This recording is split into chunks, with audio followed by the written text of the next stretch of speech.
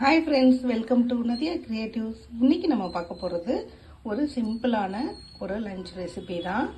One pot rice மாதிரி ஆஃபீஸ்க்கு ஸ்கூலுக்கு கட்டி கொடுத்தா பசங்க வேண்டான்னு சொல்லவே மாட்டாங்க. பிரியாணி டேஸ்ட்டில் ஒரு சிம்பிளான குஸ்கா, அது எப்படி செய்யறதுன்னு வாங்க பார்க்கலாம். அதுக்கு நான் நல்லா 2 மீடியம் சைஸ் வெங்காயத்தை பொடியாக இந்த நீல வாக்கில் கட் பண்ணி வச்சுருக்கேன்.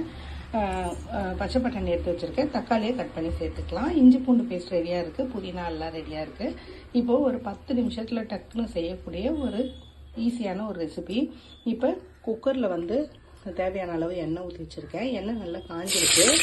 அதில் வந்து நம்ம இந்த கட் பண்ணி வச்சுருக்க வெங்காயம் சேர்த்துக்கலாம். சேர்த்துட்டு நல்லா ப்ரௌன் கலரில் வதங்கணும். லைட் ப்ரௌன் கலர் வதங்குற வரைக்கும் வெயிட் பண்ணுவோம். வதங்கின பிறகு எப்படி இருக்குன்னு வாங்க பார்க்கலாம். இப்போ கோல்டன் ப்ரௌன் கலரில் வதங்கியிருக்கு வெங்காயம். இந்த ஸ்டேஜில் வந்து நம்ம இஞ்சி பூண்டு பேஸ்ட் வந்து சேர்த்துக்கலாம். 1 ஸ்பூன் அளவு இஞ்சி பூண்டு பேஸ்ட்டு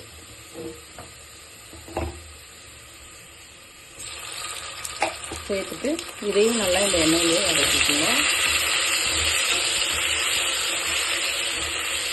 இதில் பாஸ்மதி ரைஸ் சேர்த்திங்கனாலும் நல்லா தான் இருக்கும். நான் வந்து பாஸ்மதி ரைஸ் சேர்க்கல, நார்மல் பொன்னி அரிசி தான் சேர்த்துருக்கேன், புழுங்கல் அரிசி. உங்களுக்கு விருப்பப்பட்ட பாஸ்மதி ரைஸு சீரக சம்பா ரைஸ் கூட சேர்த்துக்கலாம்.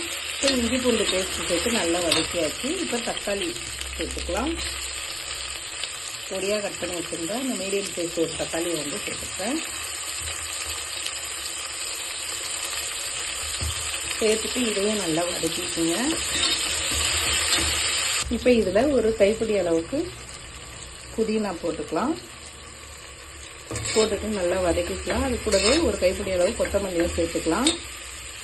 இதில் நம்ம ஃப்ரெஷ்ஷு பச்சை பட்டாணி ஊற வச்சது கிடையாது, நம்ம தோலோடு இருக்கும் பார்த்தீங்களா, ஃப்ரெஷ் பச்சை பட்டாணி, அது வந்து சேர்த்துக்கலாம்.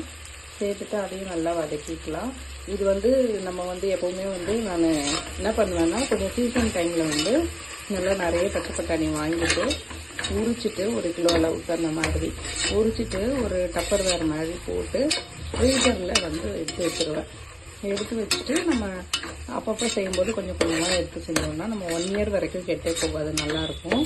அந்த மாதிரி தான் நான் இப்போ இதை வாங்கி 1 மந்த்து கிட்ட ஆகுது. நல்லா வந்து யூஸ் ஆகிட்டுருக்கு. உங்களுக்கு வேணுன்னா அப்படியும் நீங்கள் ட்ரை பண்ணி பாருங்கள். ட்ரை பண்ணி எப்படி இருக்குன்னு கமெண்டில் கண்டிப்பாக சொல்லுங்கள். இப்போ இதுலேயே ஒரு கைப்பிடி அளவு கொத்தமல்லி அதையும் சேர்த்துட்டு நல்லா வதக்கிக்கலாம். இப்போ உப்பு காரம்லாம் சேர்த்துட்டு எப்படி இருக்குன்னு பார்க்கலாம். இப்போ இந்த எல்லாம் கொத்தமல்லி புதினா பச்சை பட்டாணி சேர்ந்து எல்லாம் நல்லா வதக்கியாச்சு. இப்போ வந்து நம்ம மசாலாலாம் ஆட் பண்ணிடலாம். இதுக்கு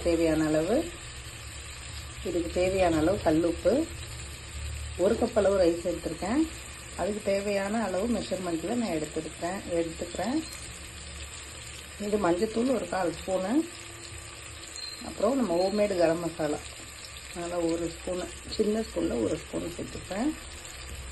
அதுக்கப்புறம் மிளகாத்தூள் 1 ஸ்பூன்லேருந்து 1.25 ஸ்பூன் அதே சேர்த்துக்கோங்க. 1 கப் ரைஸ்க்கு 1 ஸ்பூன் கரெக்டாக தான் இருக்கும்.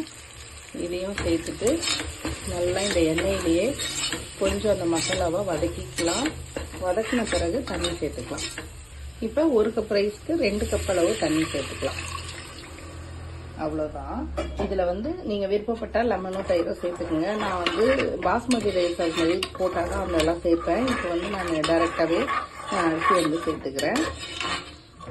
இப்போ இது நல்லா கொதித்து வரட்டும். அதுக்குள்ளே வந்து நம்ம மீல் மேக்கரை கொஞ்சம் தண்ணியில் நனைச்சி வச்சுருந்தோம், அது வந்து நான் சேர்த்துக்கிறேன். குட்டி குட்டி மீல் மேக்கர் நல்லா இருக்கும்ன்ட்டு உங்களுக்கு விருப்பப்பட்டால் சேர்த்துக்குங்க, இல்லைன்னா வெறும் பட்டாணியோட கூட விட்டுடலாம்.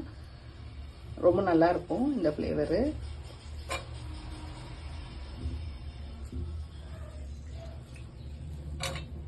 இப்போ சேர்த்தாச்சு. இதையும் சேர்த்து நல்லா கொதிச்சு வரட்டும். வந்த பிறகு நம்ம அரிசி வந்து ஊற வச்சு வச்சுருக்கோம், அதை சேர்த்துக்கலாம். இப்போ இது பார்த்திங்கன்னா நல்லா கொதிச்சு வந்திருக்கு. இந்த சமயத்தில் நம்ம வாஷ் பண்ணி தண்ணி இல்லாமல் நல்லா ஊற வச்சு வச்சுருந்தேன். இப்போ தண்ணியை எடுத்து கொண்டு வந்தாச்சு. இந்த அரிசியை வந்து நம்ம இதில் சேர்த்துக்கலாம்.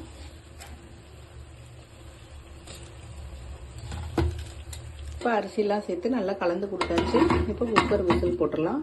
இப்போ பாஸ்மதி ரைஸ் அந்த மாதிரினா ஒரே விசில் போதும். இது சாப்பாடு அரிசின்றதுனால 3 விசில் கரெக்டாக வச்சு ஆஃப் பண்ணிவிட்டு எப்படி இருக்குன்னு வாங்க பார்க்கலாம். இப்போ 3 விசில் வச்சுட்டு எடுத்து பார்த்தீங்கன்னா இந்த மாதிரி உதிரியான சூப்பரான நம்ம சாப்பாடு ரைஸில் அதாவது பொன்னி பச்சரிசிலேயே நம்ம இந்த அளவுக்கு சூப்பரான குஸ்கா ரெடி ஆயிடுச்சு. நீங்களும் இதேமாதிரி செஞ்சு பாருங்கள். செஞ்சு பார்த்துட்டு கண்டிப்பாக கமெண்ட் எப்படி இருக்குன்னு சொல்லுங்கள். உங்களுக்கு பிடிச்சிருந்தா லைக் பண்ணுங்கள், ஷேர் பண்ணுங்கள், கமெண்ட் பண்ணுங்கள், சப்ஸ்கிரைப் பண்ணுங்கள். பக்கத்தில் பெல் ஐக்கான் பட்டனை ப்ரெஸ் பண்ண மறந்துடாதீங்க. தேங்க்யூ.